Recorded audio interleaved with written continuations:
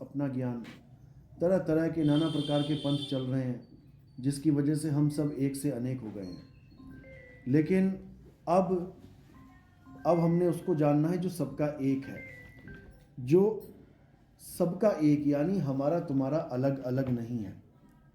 वो सबका एक क्या है, आज उस पर विचार करेंगे। आज अच्छे से समझेंगे कि वो एक कौन है जो हम सबका, सारे जगत का पिता है। उसी की भक्ति करनी है। मनमाना आचरण, मनमानी भक्ति नहीं करनी है, क्योंकि मन हमें अनेकता में लेके जाता है। ये मेरा, ये तेरा, ये मन कह रहा है। हम सबका, कहते हैं सबका मालिक एक, वो कौन है उसको जानना है। अगर उसको जान लिया तो दोबारा से सब एक हो जाएंगे। ये हिंदू मुसलमानों के झगड़े, ये सिखों ईसाइयों के झगड़े खत्म हो जाएंगे ये सब, और हम सब एक परमात्मा को जानेंगे, एक पिता को जानेंगे, एक की ही भक्ति करेंगे। तब कलयुग में सतयुग आ जाएगा। हर इंसान चाहता है कि कलयुग में सतयुग आए, लेकिन सत्य को धारण नहीं करना चाहता। वो खुद को सच्चा नहीं बनाना चाहता। कहता है कोई और आके पूरा समा बदल दे, कोई और आके सारा ठीक कर दे, लेकिन खुद को ठीक करने में दिक्कत है उसको। आज अगर भगवान आके खुद कह देना कि जितने भी हिंदू हैं जो मुझे मानते हैं, भ्रष्टाचार करना छोड़ दो, 2 नंबर का पैसा कमाना छोड़ दो, लोग भगवान को ही छोड़ देंगे। कहेंगे तू जा भाई, अपनी दाल रोटी तो इसी से चल रही है, भूखे थोड़ी नहीं मरना है। ये आलम है, ये हाल है। और सबसे बड़ी बात है कि ईमानदारी की रोटी से आज तक भूखा कोई मरा ही नहीं है। भूखे मरते हैं लोग 2 नंबर के पैसों से। कैसे? कमा तो लिया, उसके बाद घर में बीमारी आएगी और उसमें सारा पैसा निकल जाएगा, भिखारी हो जाएंगे, दिमाग की प्रॉब्लम हो जाएगी, पागल होकर सड़कों पे घूमेंगे, वो मरेंगे भूखे। ईमानदार आदमी आज तक कभी भूखा नहीं मरा है। इसलिए साहिब कह रहे हैं, साहिब इतना दीजिए जामे कुटुंब समाए, और मैं भी भूखा ना रहूं, साधु भूखा ना जाए। साहिब कह रहे हैं मांगना ही इतना है, और मांगना भी क्या, वो तुम्हारे कर्मों पे निर्भर करता है। काम करोगे तो पैसा मिलेगा, बिना मांगे मिलेगा। अरे बिन मांगे मोती मिले, मांगे मिले ना भीख, और मांगन से मरना भला, ये सतगुरु की सीख। लेकिन कहाँ सतगुरु की सीख है? कहाँ ले रहे हैं हम लोग वो सीख? हम लाइनों में लगे हुए हैं मांगने के लिए। मंगते बना दिया हमें इन धर्म वालों ने। हिंदू है तो मंदिर में आके मांग, मुसलमान है तो मस्जिद में आके मांग ले दुआ, ईसाई है तो गुरुद्वारे जाके अरदास कर ले, मांग ले, सिख है तो गुरुद्वारे में चला, ईसाई है तो चर्च में जाके मांगता रहे। सबको मंगता ही बनाया सबने। लेकिन कबीर साहब क्या कह रहे हैं कि कुछ नहीं मांगना, मांगना ही नहीं है। क्योंकि मांगा वो जाता है जो तुम्हें लगे कि ये मेरे बस की बात नहीं है, भगवान तू दे दे। समझ लो, वो चीज़ मांगी जाती है जो मेरे बस की बात नहीं है, उसको मांगना ही नहीं है। जो तुम्हारे बस में वो काम करते रहो, अपने आप सब कुछ मिलता जाएगा। और जो तुम्हारे लिए अच्छा है वो खुद मिलेगा, तुम्हारे मांगने से नहीं मिलेगा। किसी ने कार मांग ली, भगवान दे दो, भगवान दे दो, दे दी कार उसने। अब क्या हुआ? अब उसका बच्चा कार चलाने लगा, एक्सीडेंट हो गया, मर गया। इससे अच्छा तो ना ही होती। यानी हम जो मांगते हैं वो हमारे लिए अच्छा है या बुरा है, ये हमें नहीं पता होता। वो जो हमें देता है वो सोच समझ के देता है, उसको पता है कि क्या अच्छा क्या बुरा है, इसलिए उसका काम उस पर छोड़ दो। तुम केवल अपनी मेहनत करो, मेहनत का फल अच्छा ही होगा, तो बुरा नहीं होगा। तो इसी को समझना है, सबका मालिक एक कौन है उसको जानना है। वो और कोई नहीं, वो आत्मदेव है जो हमारे पास 24 घंटे विराजमान है।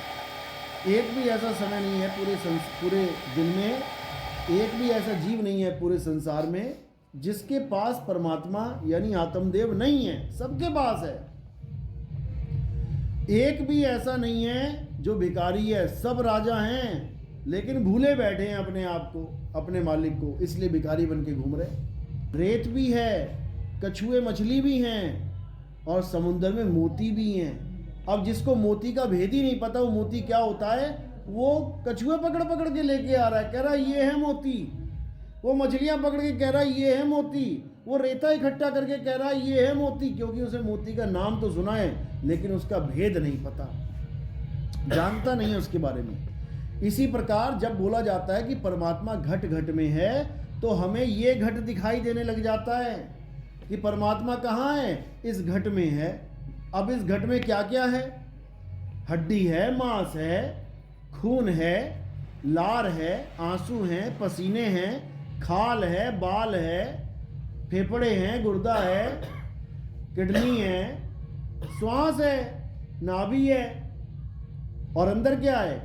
ज्योत जल रही है, प्रकाश है, अंधकार भी है। देखो आंखें बंद करके, अंधकार है, और जब अंदर ज्योत जग जाएगी तो प्रकाश है। ये सब इसी के अंदर है। अब इसमें जो जिसको मिला वो उसी को परमात्मा मान बैठा। किसी को प्रकाश दिखाई दे गया, वो कहता यही परमात्मा है, लिख दिया गॉड इज लाइट। बताओ, अरे प्रकाश परमात्मा कैसे हो जाएगा? प्रकाश तो किसी तत्व से निकलने वाली रोशनी है। अग्नि से निकलने वाली रोशनी को प्रकाश कहते हैं, वो परमात्मा कैसे हो जाएगा? प्रकाश परमात्मा नहीं है। कोई कहता है श्वास परमात्मा है, श्वास कैसे परमात्मा हो जाएगी? श्वास तो आ रही है, जा रही है, रोज कम हो रही। 21,600 सांसें रोज कम हो रही है। जो तुम ले रहे हो ना, ये गिनती घटती जा रही है। तो अगर सांस परमात्मा है तो परमात्मा की गिनती घट कैसे रही है? फिर परमात्मा अमर कैसे है? ये तो गिनती खत्म हो जाएगी, सांस रुक जाएगी। इसीलिए कबीर साहब समझा रहे हैं कि जब तक तुम्हें भेदी गुरु नहीं मिल गया, जो तुम्हें भेद समझा दे परमात्मा कैसा है, क्या है, तब तक याद रखना कि तुम्हें बहुत कुछ मिल सकता है, लेकिन सब कुछ नहीं मिलेगा। बहुत कुछ यानी अंदर कुछ भी मिल जाए। अंदर तुम सपनों में देखते रहो बड़े बड़े महल, बड़े बड़े राजमहल, सपनों में लॉटरियां भी लग जाती हैं, लेकिन वो किसी काम की नहीं है। इसी प्रकार अंदर तुम्हें सपने में ही, सूक्ष्म शरीरों में तुम्हें ज्योत भी दिखेगी, प्रकाश भी दिखेगा, माया भी दिखेगी, बड़े बड़े राजमहल भी दिख जाएंगे, बड़े बड़े लोक दिख जाएंगे, गोलोक, ब्रह्मलोक, शिवलोक, सतलोक, अलख लोक, अगम लोक, अनामी लोक, दुनिया भर के लोक जिनकी महिमा गाते हैं लोग मंदिरों में कि तुम्हें स्वर्ग मिल जाएगा। नर्क कहाँ? किसने देखा स्वर्ग नर्क?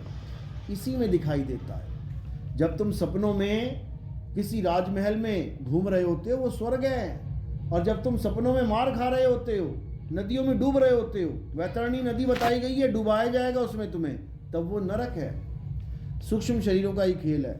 तो स्वर्ग और नरक दोनों से न्यारा क्या है? वो आत्म स्वरूप है, उसी को सत्य कहते हैं। और वो सत्य हम सबका है। वो ऐसा नहीं केवल हिंदुओं का सत्य है, मुसलमानों का कोई और सत्य है, सिखों का कोई और, बिल्कुल नहीं। वो सत्य सबका है। सबके शरीरों को कौन चला रहा है? वही आत्मदेव चला रहा है, वही आत्मा चला रही है। बिना आत्मा के कोई शरीर नहीं चल सकता, चाहे वो हिंदू का है, चाहे मुसलमान, चाहे सिख, चाहे ईसाई। सबके शरीरों को चलाने वाली आत्मा है। और वो कोई भेदभाव नहीं करती कि ये हिंदू है, ये अल्लाह अकबर नहीं बोलता तो आज इसको भोजन नहीं देंगे, सारा इंतजाम हो रहा है उसका। वो ये नहीं देखता कि ये जय श्री राम नहीं बोलता, इसको मार दें, बिल्कुल नहीं, उसको भी बचा के रखा हुआ है। सारे काम वही करवा रहा है। सुबह से लेकर शाम तक जो तुम बोल रहे हो उसी आत्मा की वजह से निकल रहा है। जैसे ही आत्मा ने शरीर को छोड़ दिया, अब बोल के दिखाओ, एक अक्षर नहीं निकलेगा मुंह से।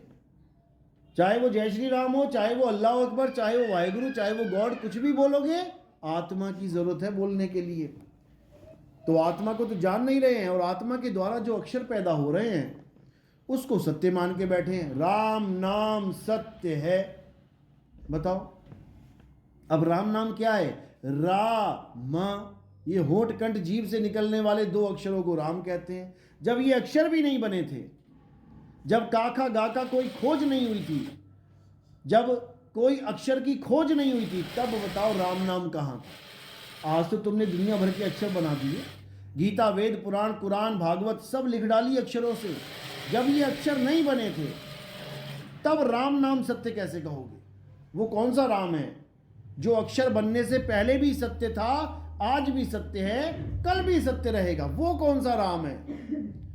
उसको आत्म राम कहते हैं, आत्म राम।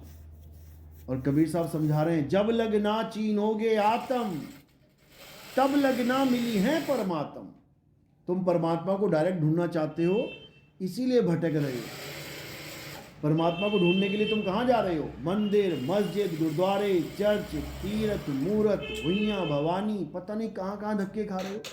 कभी पेड़ पे चढ़ जाते हो, उल्टा लटक जाते हो तप करने के लिए, कभी जंगलों में चले जाते हो, सन्यासी बन जाते हो एकांत में बैठने के लिए, कभी पहाड़ों पे चले जाते हो तीर्थयात्री बन के, क्योंकि तुम परमात्मा को ढूंढना चाहते हो, इसलिए तुम्हें बाहर जाना पड़ रहा है और वो बाहर मिलेगा नहीं। तो अब क्या करना है? अब पहले आत्मा को ढूंढो। जब लगना चीनोगे आत्म, जब तक तुम आत्मा को नहीं छीन लेते तब तक ना मिली है परमात्मा, तब तक तुम्हें परमात्मा मिल ही नहीं सकता। जैसे दूध घी को ढूंढने के लिए जंगल जंगल वन वन में भटकने लग जाए, दूध घी को ढूंढने के लिए मंदिर मस्जिद गुरुद्वारों में जाने लग जाए, दूध घी को ढूंढने के लिए तीर्थ यात्राएं करने लग जाए, तो उसको क्या मिलेगा? वो ढूंढता रहेगा घी कहाँ है, घी कहाँ है, घी कहाँ है, घी कहाँ है, और उसको कभी घी मिलेगा ही नहीं। कब मिलेगा? जब वो अपने अंदर ढूंढेगा। घी कहाँ छुपा हुआ है? दूध के अंदर। घी निकालते हो, मक्खन निकालते हो, कहाँ से निकलता है? दूध के अंदर से। तो अब दूध क्या करे?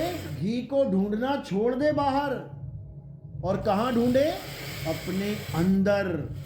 यही कबीर साहब समझा रहे हैं, कह रहे ज्यों तिल माही तेल है, तिल तेल को ढूंढने के लिए गलियों में भटक रहा है, इसीलिए तेल मिल नहीं रहा। ज्यों तिल माही तेल है, ज्यों चकमक में आग, और तेरा साईं तुझ में है, जाग सके तो जाग।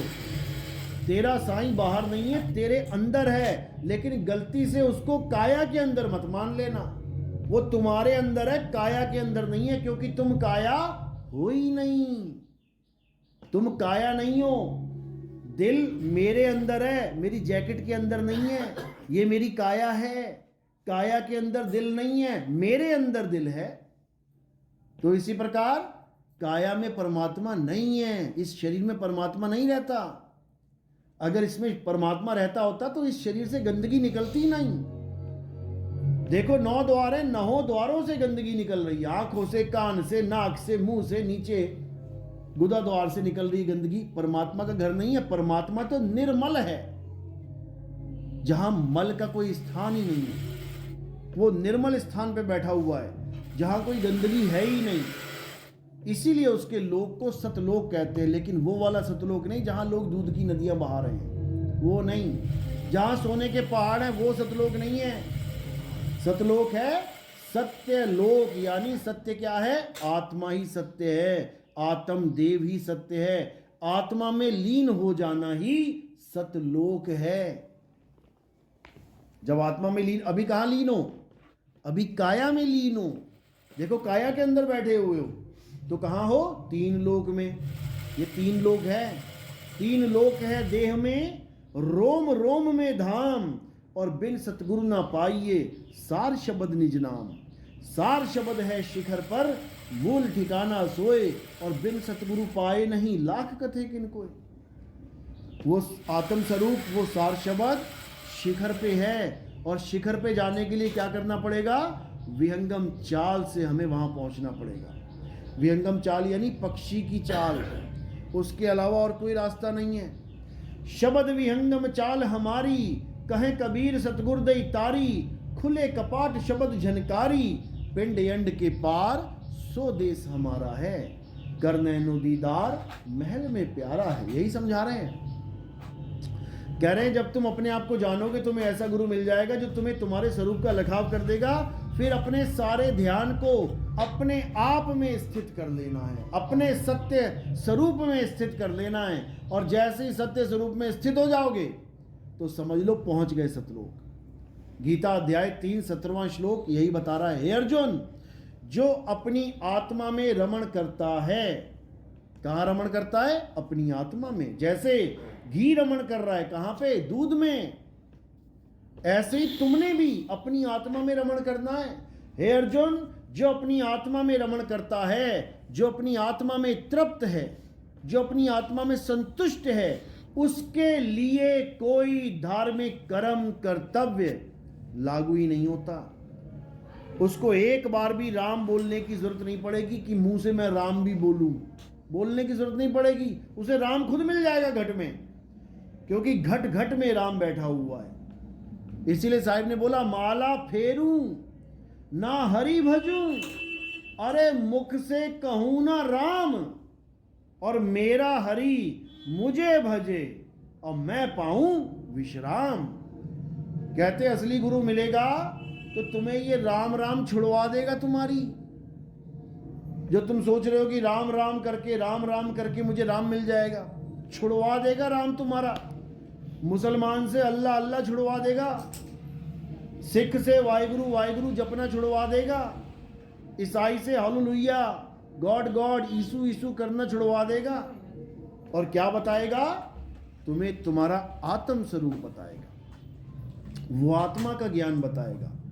उस आत्मा के ज्ञान को प्राप्त करने के बाद तुम्हारा भव बंधन, इस काया से जो तुम्हारा मोह है, खत्म हो जाएगा। उसके बाद तुम्हें पता है कि काया छोड़ और आत्मा से नाता जोड़। काया से निकलने के लिए तुम तैयार हो जाओगे कि नहीं रहना इस काया में, रहना नहीं देश बेगाना है। ये धरती कागज की पुड़िया, अरे बूंद पड़े घुल जाना है। ये संसार, ये है संसार, झाड़ और झाखड़, अरे उलझ पुलझ मर जाना है। और कहे कबीर सुनो भाई साधो, सतगुरु नाम ठिकाना है।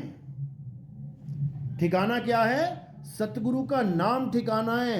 अब उस ठिकाने में हम जाएंगे और अपने आत्मा का कल्याण करेंगे। इसके अलावा और कुछ नहीं, इसके अलावा और कुछ करने की जरूरत ही नहीं है। इसके अलावा ये सब भ्रम भूत है साधो, ये भ्रम भूत सकल जग खाया।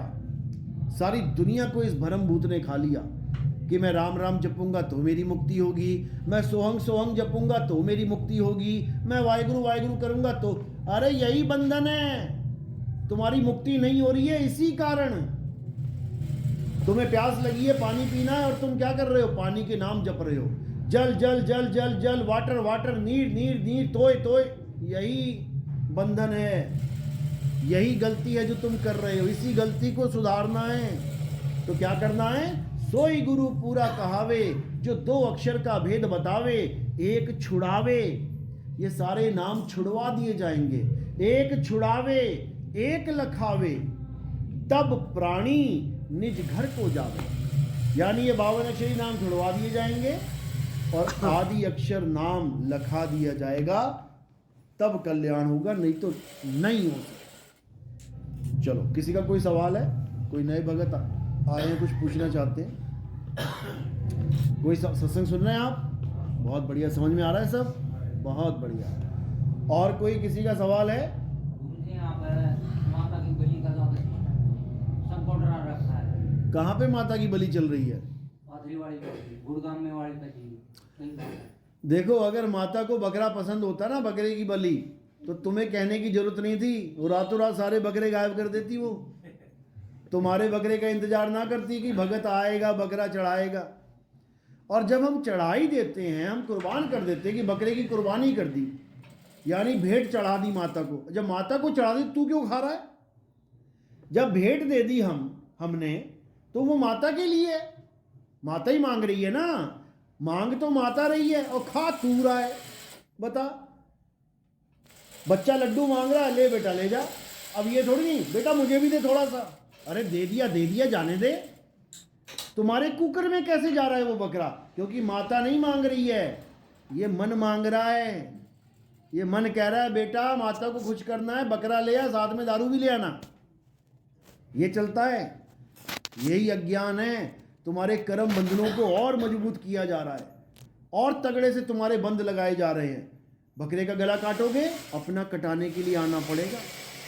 भीष्म पिता ने एक सांप को मारा था, कांटों पे सांप फेंक दिया, उसके हजारों कांटे चुभ गए, तो इतने तीर खाने पड़े भीष्म पिता माँ को।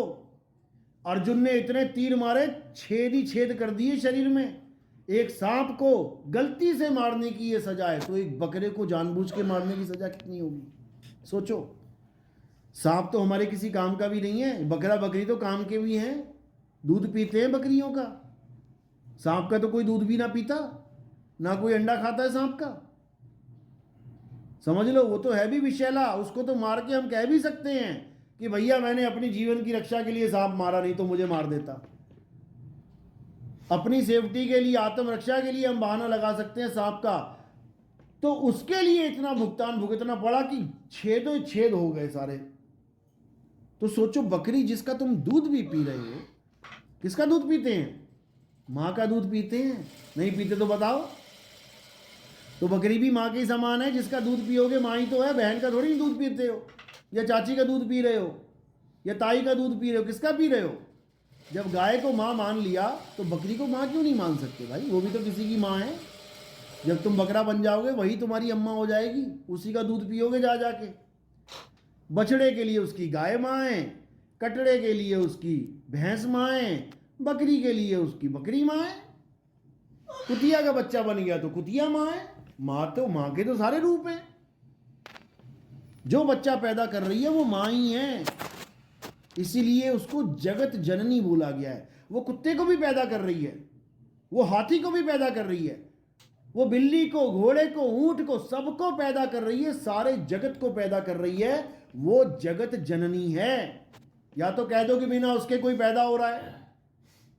जब सारे उसी से पैदा हो रहे हैं मेरे भाई, तो सब माँ उसी का रूप है।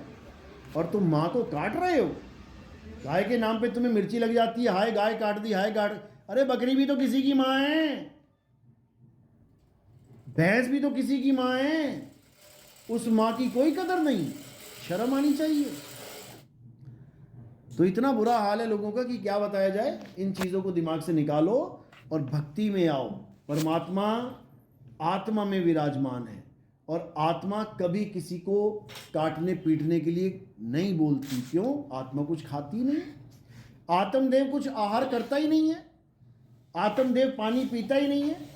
आत्मा को ना तो कोई शस्त्र काट सकता है, ना अग्नि जला सकती है, ना वायु सुखा सकती है, ना जल भिगो सकता है। उसको इससे क्या मतलब है बकरे खाने हैं कि मुर्गे खाने हैं? ये सब मन और माया का खेल है, इससे बाहर निकल जाओ। चलो, साहिब बंदगी सतनाम। बोलिए परमपिता परमात्मा की, सदगुरु बंदी छोड़ कबीर साहिब की, सभी संतों की, सभी भक्तों की, आज के आनंद की, सकल हंस को बंदगी। साहिब बंदगी।